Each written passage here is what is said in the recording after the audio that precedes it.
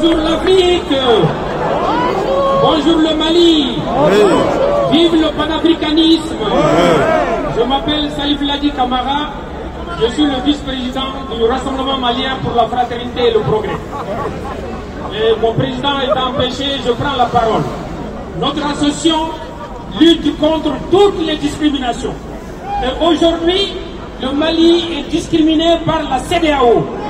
Et aujourd'hui, nous sommes venus pour dénoncer les sanctions injustes et injustifiées de la CEDEAO. Aujourd'hui, qu'est-ce qui se passe au niveau du Mali?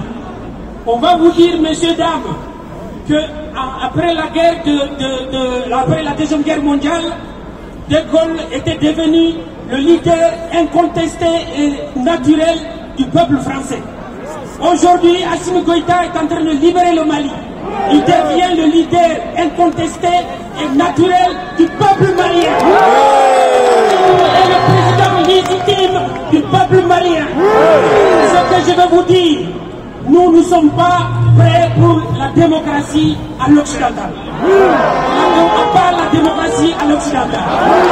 Pour l'histoire, je vais vous expliquer que après 1789, il y a eu l'avènement des républiques en France. Il y a eu combien de républiques? Il y en a qui réclament maintenant la 6e république. C'est-à-dire qu'eux-mêmes, ils n'ont pas pu faire la démocratie comme il faut. Si c'était une science infuse, ils l'auraient vu d'un coup. Mais il a fait 5 républiques. Maintenant, il demande la 6e république pour faire la démocratie. Africains et africaines, imaginons nous-mêmes notre mode de commandement. Notre mode de commandement. Et ce que je veux vous dire, l'Afrique doit être unie. Vive le panafricanisme.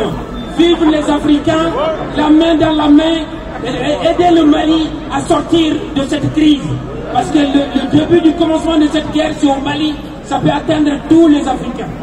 Il y a eu le Brexit anglais. Pourquoi pas le Brexit hors CEDEAO?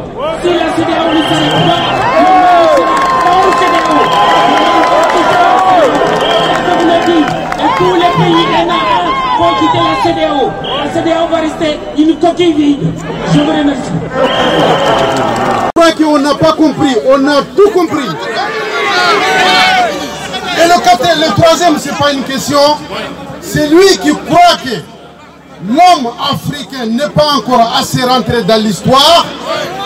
Nous allons lui montrer que non seulement l'homme africain va rentrer, était rentré dans l'histoire, mais lui et tous ceux qui passent comme lui, on va leur montrer les fenêtres.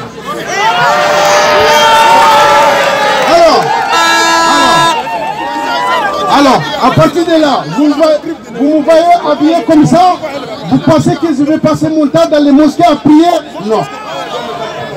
Aujourd'hui même, si l'Afrique a besoin de moi, si le Mali a besoin de moi, dans toutes les conditions, dans tous les domaines, je répondrai sans prendre à mes chaussures.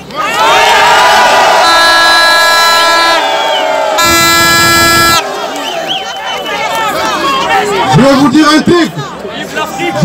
un truc. Le monde a pensé que l'homme africain va dormir éternellement. Il se trompe.